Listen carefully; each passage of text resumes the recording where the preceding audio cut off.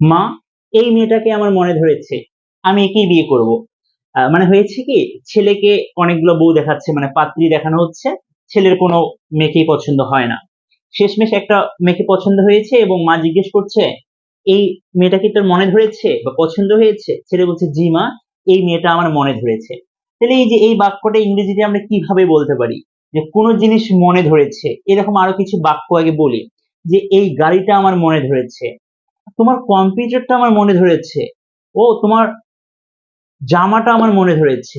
কোনো কিছু মনে ধরা, কোনো কিছু মনে ধরা বা পছন্দ হওয়ার ইংরেজিটা হচ্ছে take a fancy to, take a fancy to, to এর পরে somebody or something, right? তাহলে আমি ওই যে প্রথমে বাক্যটা ছেলে বলেছিল মাকে যে মা, এই মেয়েটা আমার মনে ধরেছে, তাহলে কি, mother, I have taken a fancy to the girl, right? I have taken a fancy to the girl. এই একটা বাক্য জাস্ট আপনি মুখস্থ করে নেন। I have taken a fancy, I have taken a fancy.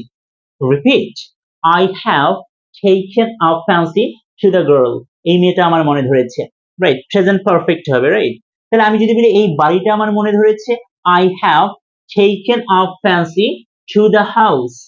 I have taken a fancy to the car, মানে এই গাড়িটা আমার মনে ধরেছে। I have taken a fancy to the school. এই স্কুলটা আমার মনে ধরেছে। I have taken a fancy to the dress. এই ড্রেসটা আমার কি মনে ধরেছে। I have taken a fancy to the boy, মানে কি এই ছেলেটা আমার মনে ধরেছে। তারপর আরেকটা এক্সাম্পল দেওয়া যেতে পারে, what is that? I have taken a fancy these sunglasses. এটা কিন্তু সানগ্লাস না, গ্লাসেস হবে। কি হবে? কারণ দুইটা গ্লাস আছে, রাইট? Glasses, sunglasses. তাহলে কি হবে? I have taken a fancy to these sunglasses, right? These sunglasses, TACSE, মানে plural, these sunglasses. Clear? তাহলে এখন বলেন দেখি, তোমার পড়ানোর স্টাইল আমার মনে ধরেছে, এর ইংরেজিটা কি হবে? তাহলে I have taken a fancy to your teaching style, to your teaching style. তাহলে আমি যদি বলি জরিনার এই খাবারটা মনে ধরেছে, তাহলে জরিনা has, তাহলে জরিনা has হবে, right? Zarina has taken a fancy to this meal or to this food.